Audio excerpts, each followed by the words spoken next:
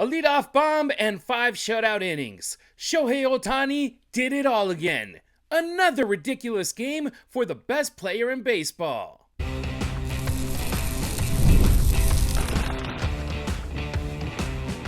You are Locked On Dodgers, your daily Los Angeles Dodgers podcast. Part of the Locked On Podcast Network, your team every day. I'm Harry Ruiz, that's Travis Rodgers, and it's time for Locked On Dodgers. On today's show, how the Dodgers helped the Lakers behind the scenes, including Austin Reeves' playoff rehab. Should the Dodgers front office be buyers at the trade deadline or stay patient and trust the roster? But first, Shohei Ohtani does it all again. I mean, if you want something done right, you got to do it yourself. And Shohei Ohtani, he proved it yesterday in San Diego. Before even taking the mound in the bottom of the first, the Dodgers had the lead because he hit a leadoff home run in the first pitch of the game. No and ifs or buts. Shohei Ohtani was going to take care of business. And Travis, every single time that he takes the mound, something special happens. And it just so happened to be that it happened at the plate as well yesterday. Yeah, I guess he was tired of not hitting on the days that he was pitching and made a statement that, hey, you might want to leave me in the lineup every single time that I show up at the ballpark. And he made a pretty compelling case because that was an absolute bomb. He just missed another one in his second at bat. He hit it to, the warning track as well. And I don't even think he caught it all that well, but he's heating up like crazy in the batter's box. We're seeing him get more and more extra base hits, not just hits, but he's getting extra base hits, whether that's doubles last night, where's the homer. So it really does feel like his offense is rounding into shape. I think those couple of days off that he had about a week or so ago really paid some dividends. I think that's something to keep in mind, that if we do see another little dip in his production offensively, maybe the load that he is carrying being a two-way player this season, where it's a full load, it's not kind of a ramp up as a pitcher, but a full pitching load plus a full offensive load. Maybe he just needs a little time here and there because he looks like himself all over again. He's brought a level of danger to that Dodger lineup that really hasn't been there for parts of the season. So I thought offensively he was absolutely terrific. On the mound, I'm sure we'll talk about it, but I thought that was probably his worst outing of the season, and he gave up no runs. So that should tell you, the level of expertise and the level of confidence that he has on the mound, because he absolutely did not have it last night, but he still found a way to kind of wiggle off the hook, and the Dodgers ended up throwing a shutout anyway. That's the crazy part. 8 starts this season. It's the first time he doesn't go 6 in 2026. Yeah. But it's the 5th time that he has taken off the mound, that he finishes his participation as a pitcher in a game that he throws a shutout. Just let that sink in, Travis. More than half of his 8 starts, he has thrown a shutout when it comes to earned runs. He had that one game where he had that one earned run. We'll just not count that. 5 games, no earned runs. That's ridiculous. There's always going to be the question mark about the innings. He got to 49 so far, but when you talk about a guy that pretty much is once a week, which is every 7 days instead of every 5 or every 6 days, that's going to be is he going to qualify? Right now, his ERA is at 0.73. That number for any pitcher at any point is crazy. But 2 months into the season starting, him taking his first start still in March 31st, and now it being May 21st after the game last night, that's crazy. But this is the uniqueness of Shohei Ohtani. This is the kind of unicorn games that you are fortunate to be alive for, where you have a player just casually leading off a game, being the best batter in baseball, hitting a home run, and then taking the mound. He was perfect through 3 innings. Yes, he had a struggle to get out of that first inning, but at the same time, he was taking care of business, and he got through 5. The traffic was there, Travis, like you said. The stuff wasn't at his best. He had to get out of a bases-loaded jam in the 5th inning, but literally the first pitch after Mark Pryor visited him on the mound was a ground out to Mookie Betts and started a double play, 6-4 4-3, inning over. You saw the emotion out of Shohei Ohtani, and that's the type of baseball player and the uniqueness that you get to enjoy nowadays as a Dodger fan. Before, as a baseball fan, when he was with the Angels, but just that was the type of games he had to play with the Angels. He had to hit a home run, and he had to pretty much throw a no-hitter to guarantee a win.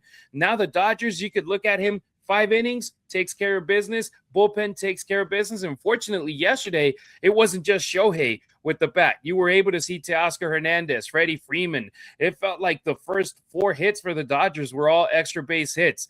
This is the type of team that you want. Hopefully more cricket numbers, but so far, so good. And beating the Padres 2 out of 3, I think that's huge for this franchise. Yeah, it was a nice series win. Kind of sticking with Ohtani for a second. I think there's a couple of things going on here. Number one, he was way off last night. He got through the first 3 or 4 innings without giving up a hit or any traffic or anything like that. But you could tell he was deep into just every single batter had 3 balls on him. But here's what I really like about this guy. And here's what I think that is so fascinating about him. We know that when he's on, no one's going to touch him, right? That's true of most major leaguers, that when they're on and they're major league players and you're not going to hit them. The difference between a good player and a very good player, or a very good player and a great player, is, can you survive on the days when you're not on? Can you win on days that you're not on? Can you keep your team in the game on days that you're not on? He was flat out not on yesterday. 88 pitches and only 53 strikes. For him, that's not even close to being sharp. And yet, this is the other thing about him that I absolutely love.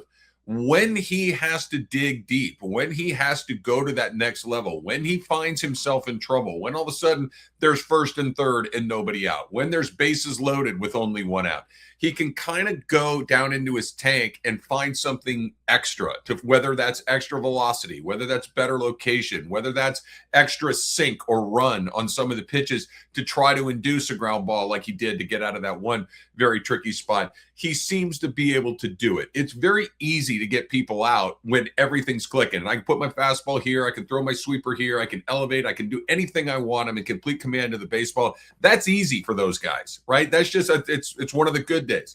The difference between a good player and an incredible guy is, hey man, I don't have jack squat today, and yet and usually a good outing for a guy that doesn't have jack squat is 5 innings, maybe 2 or 3 runs, maybe, there's tragedy, but hey man, I covered some of the bullpen time.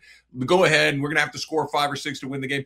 This blanker shows up and gives up a 0 on the day that he has nothing. That is just a level that is almost impossible to wrap your head around, and could not be more impressed with him. I think that as far as like Cy Young and all that stuff goes, the only question is he going to qualify? Is he going to pitch enough innings? And it's not like, is he going to pitch enough innings in each and every game? We talked about that a second ago. He clearly is pitching. It's, will he get enough starts? It's going to be close. He's going to have about 10 fewer starts than, say, Christopher Sanchez or Paul Skeens or Chris Sale, one of those guys. Like, that's a big gap. That means that his margins are far smaller to have success or lack thereof. So he's been amazing. As far as the Dodger offense, it feels like it's coming alive. Man, Freddie feels like he's kind of refound himself all of a sudden again. That's incredibly exciting.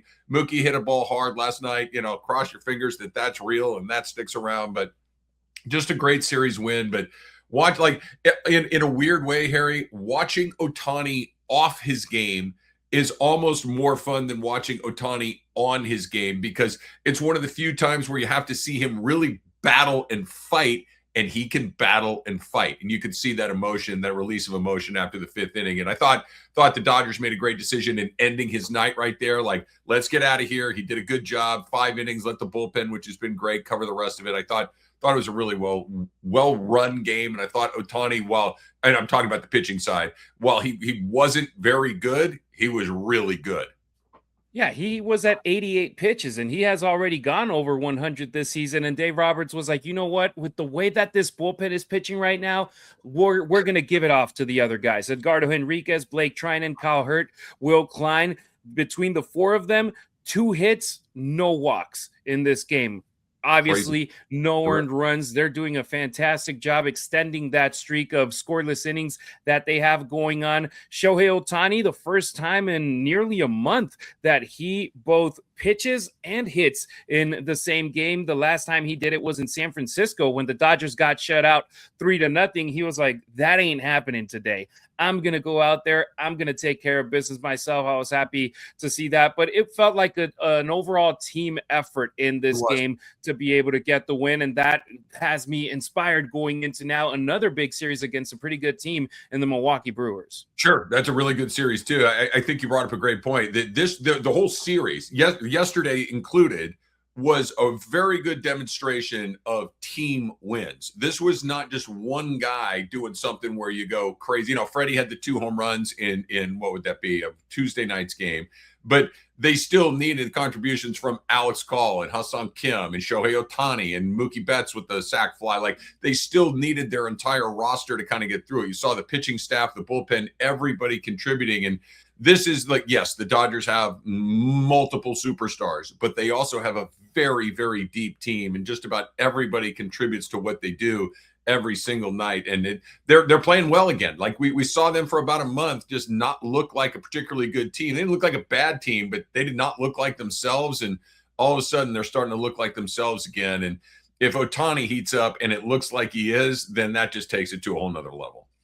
There was only one guy that ended up going hitless in this game for the Dodgers, Andy Pajes. He went 0 for 4, but man, I'll give him a mulligan after what happened on game 2 with the sac fly, with that great at bat against Mason Miller, which helped the Dodgers get the win. So to close this out, we want to hear from you. If you're the Dodgers front office, how confident are you that Shohei Ohtani can maintain this two-way dominance all season? Drop your take in the comments, or let us know on any of our social networks, or hit up the Locked On Dodgers listener line, 2793-LOCKED. I want to hear where you stand.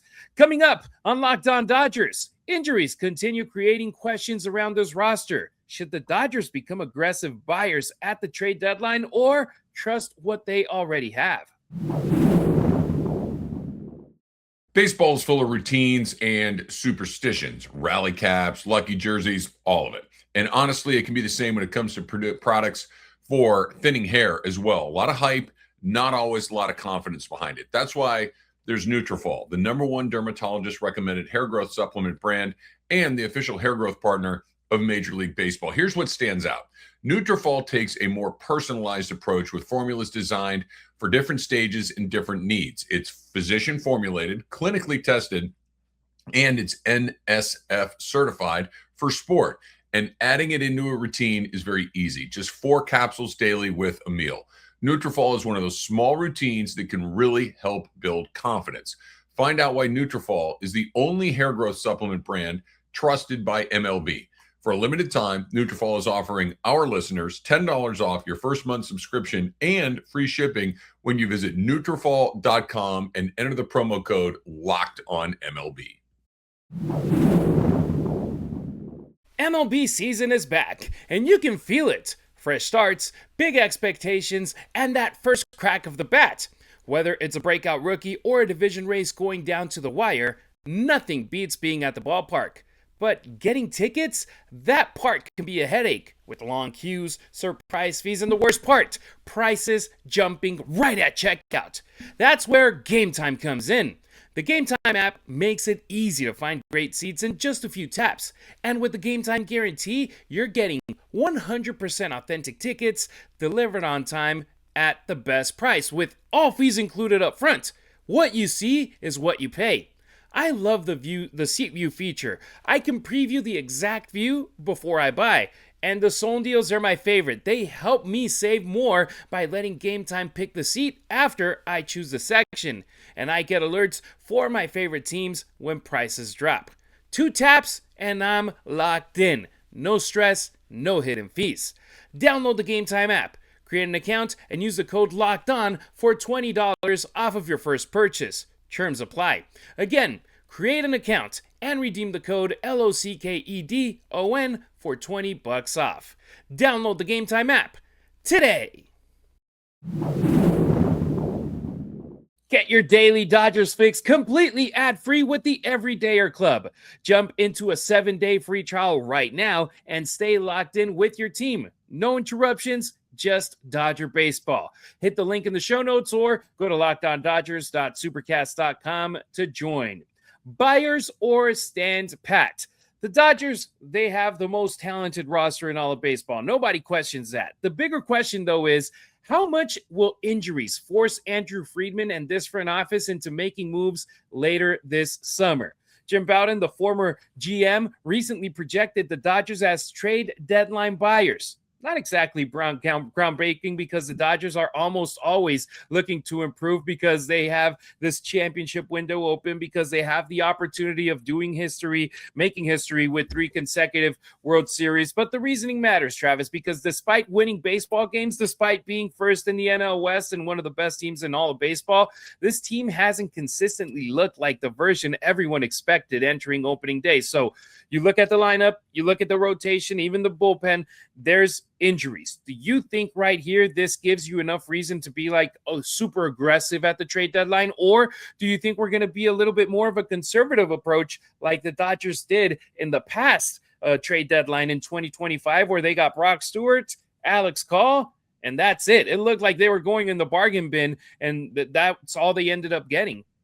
This is why a couple of things here. Number one, I don't think that the Dodgers have a philosophy, and I think that's a really good thing. I think this is why they are who they are. I don't think we do this thing, and then no matter what the circumstances are, they do the thing because this is what we do. I think that's where teams that are locked into a particular philosophy are not nimble enough. They're not creative enough. They don't understand the surrounding situation well enough to say, okay, we like to do this, but it's not there. Or we rarely do this, but it is there and we need to go. We've seen Andrew Friedman pull triggers on blockbuster trades. We've seen him sit tight. You can go get Max Scherzer and Trey Turner, or you can go get Brock Stewart or Alex Call. And just about everything in between is on the table with the Dodgers. So this is one of the best part about being a Dodger fan, arguably, is knowing that your front office knows what they're doing, that you can trust what they're doing.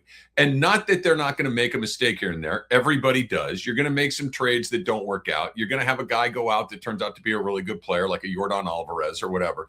But generally speaking, the rule of thumb is they do what's necessary. They're always trying to win, and they're always trying to find a way to make the team better, but they very, very rarely overpay and act impulsively. So I think that's a really important part. That's part one. Part two for me is they're going to get new guys, but they're old guys. Tommy Edman is going to come back. Kike Hernandez is going to come back. These are 2 very important parts of your team. These are guys that are regular parts of your everyday roster that you just haven't had all season long. We saw where Tommy Edman's getting ready to maybe go on a little bit of a rehab assignment. We've seen what Tommy Edman can do to this lineup when he's healthy and performing at a high level. He's a really good player.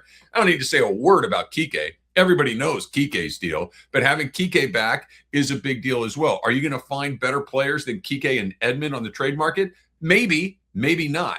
As far as their pitching goes, that feels to me like pretty locked in. Presumably, you're going to get Diaz back at some point or another. You've got some guys in the minor leagues. And if the one thing there is kind of a hard and fast rule that Friedman does follow, it's that he does. He stayed away from Mason Miller because he didn't want to pay the price, right? This is one of these things. They don't trade for bullpen guys, or at least expensive bullpen guys, very frequently. But I think they're in a great spot. They got 2 guys coming back. They're going to help the offense. And if there's a big move to be made, they'll do it because they've done it before. Yeah, and even like I brought up the reasoning with the injuries, and maybe that might be a reason why they're aggressive. But even look at the lineup. Freddie Freeman battled inconsistency up until that San Diego series, and also he was sick. Shohei Ohtani, offensively, he has had stretches where timing hasn't fully clicked for him. Mookie Betts, oh my, we know he missed time. He missed a month, and then he has come back.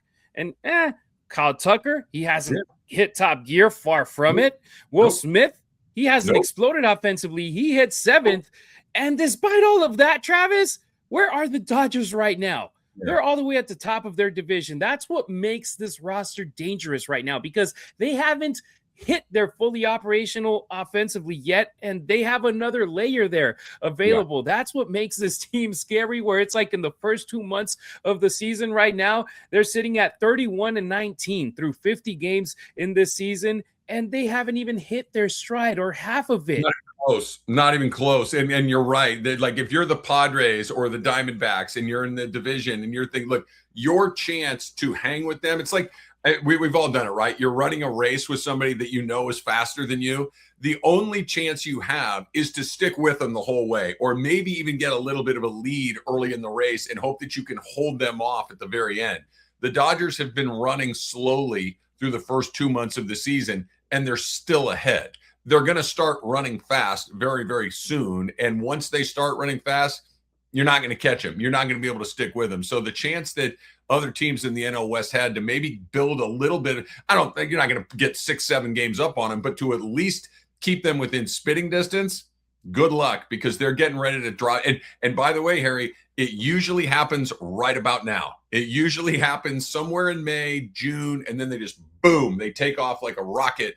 And they split with the Giants, but they won the last two. 2 out of 3 against a good San Diego team. They're, like you mentioned, they're going to go to Milwaukee against a good Milwaukee team on the road. They come back with another series win there. All of a sudden, it's like, oh boy, here they are. And it's inevitable with those guys. They will always have that stretch where you look up and you're like, wait, they went 24-7 over a month. And you're like, yeah, they did. And wait, how did they get an 8-game lead all of a sudden? Because they just put up another month where they didn't lose more than 1 game a week. It's coming because it always comes. I'm pretty sure you've seen the races over in Atlanta where the freeze exactly. in the outfield, right? It feels like it's that way with the Dodgers, where they give the average Joe a head start and be like, all right, go. And then the freeze takes off like 10 seconds later and still wins the race. That's how it feels like it is with the Dodgers, where you might not have every player playing the way that we thought he would, or you might have a lot of injuries piling up and the Dodgers still find out some way, somehow. I mean, Tyler Glasnow and Blake Snell are out. You have a Justin Robleski doing the things that he has been doing since he has started getting games starting in the mound this season. And then you got Roki Sasaki getting his first great start of the year last week in Anaheim. I'm excited to see him this week against better opposition in the Milwaukee Brewers. There are opportunities there for players. Some of them capitalize and be like, hey, don't look for outside options. I got this. Some don't pan out, but in my opinion, how aggressive they're going to be, it just depends on the next couple of months. If we still see more injuries pile up, knock on wood, they might elevate the aggressive meter compared to just chill and potentially just get a couple of filler options. I think that I don't. This is what I mean. I don't think they will make their decisions based on injury. I think they will base their decisions based on what's out there and what does it cost. Does it make us better?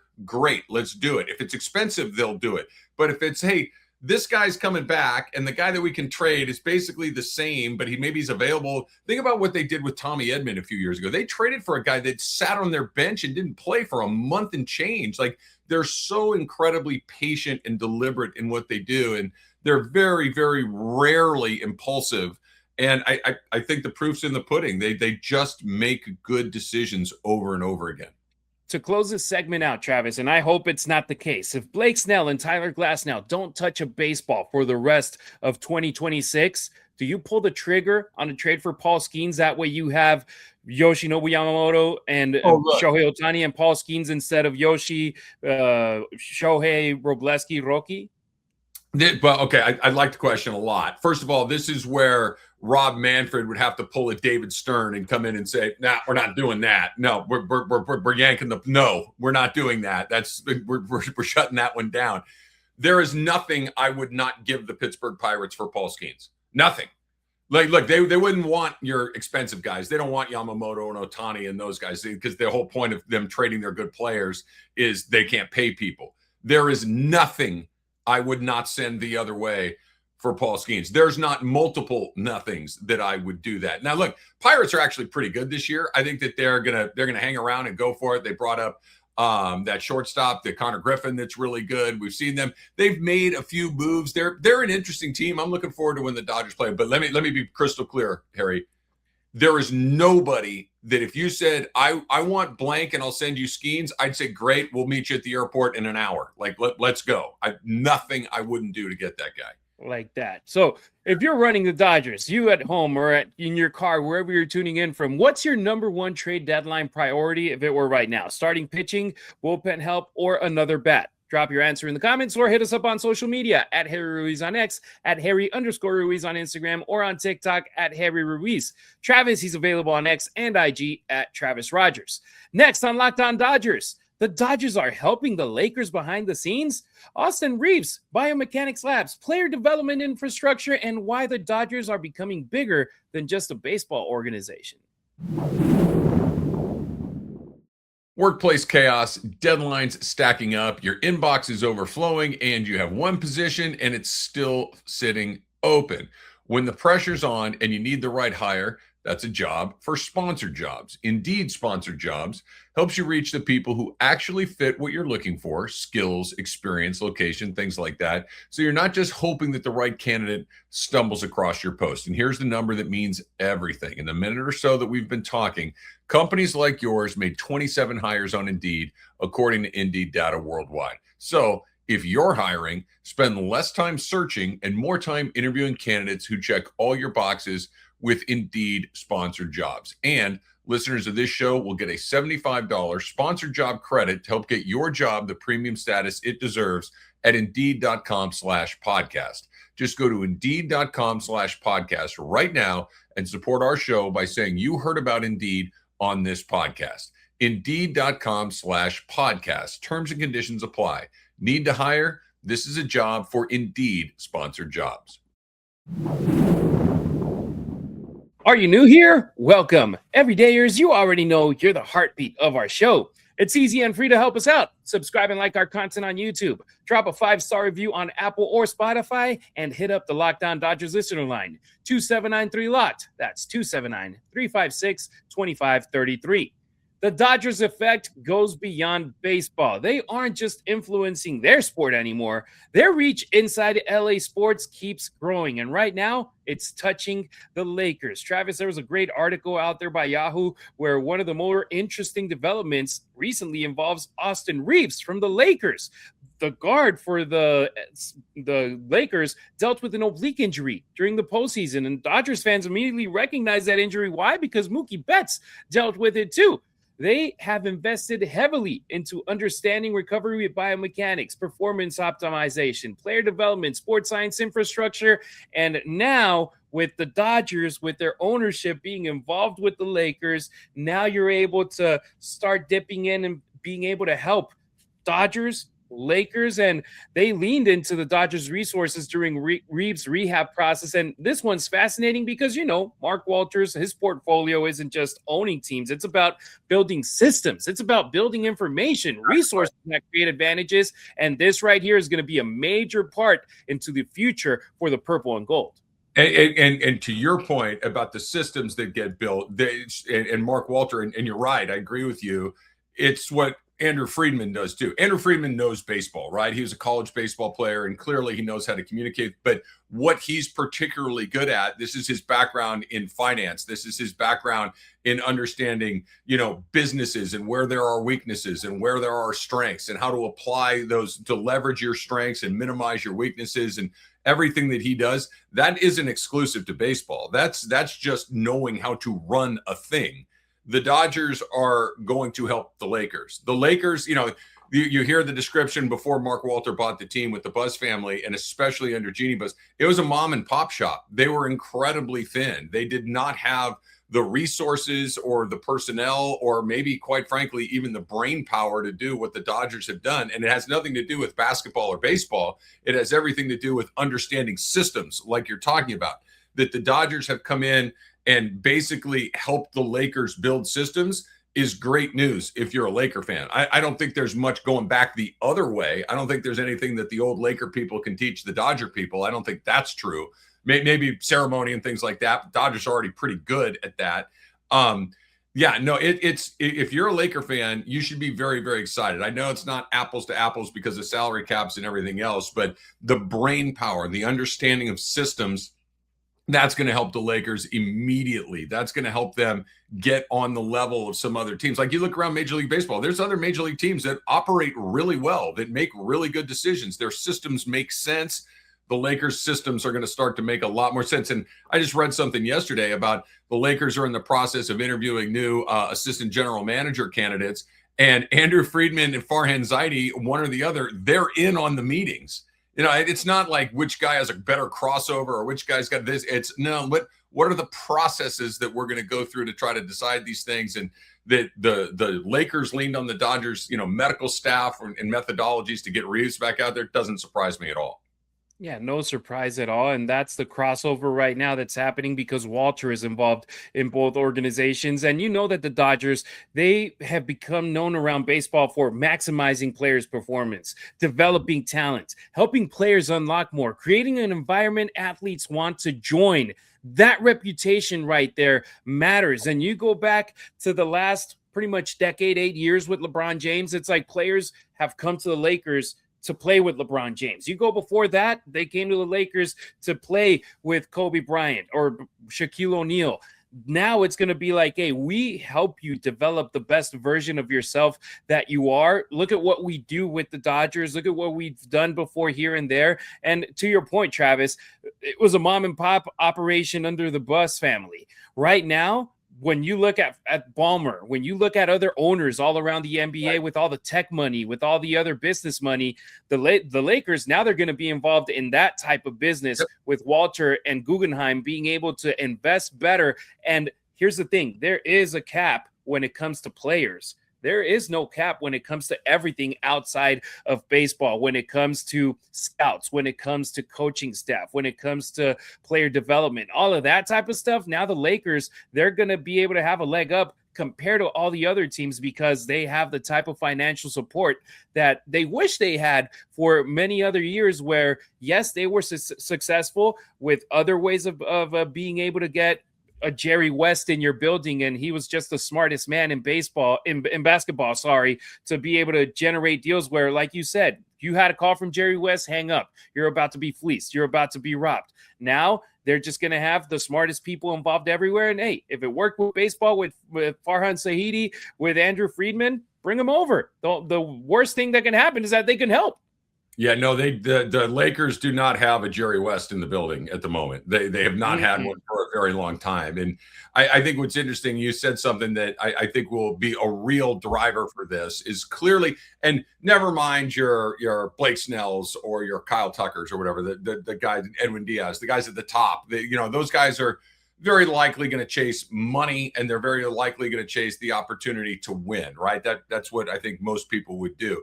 Where it gets really interesting, I think, is those guys in the middle, those guys in that next tier down. What do they want? Where will they go? And I think what they're looking for is a way to maximize their talents, a way to be around other people and other systems. They're going to make them better players. Think about how many different guys have come to the LA Dodgers, and those middle guys that all of a sudden it's like, oh my gosh, that guy's a lot better. Think about a Tommy Edman. Think about a Teoscar Hernandez. Think about those sorts of guys that were good players, but when they come to Los Angeles, they go to another level. Tyler Anderson, I think, is a really good example of that when he came over as a pitcher in the system a few years ago.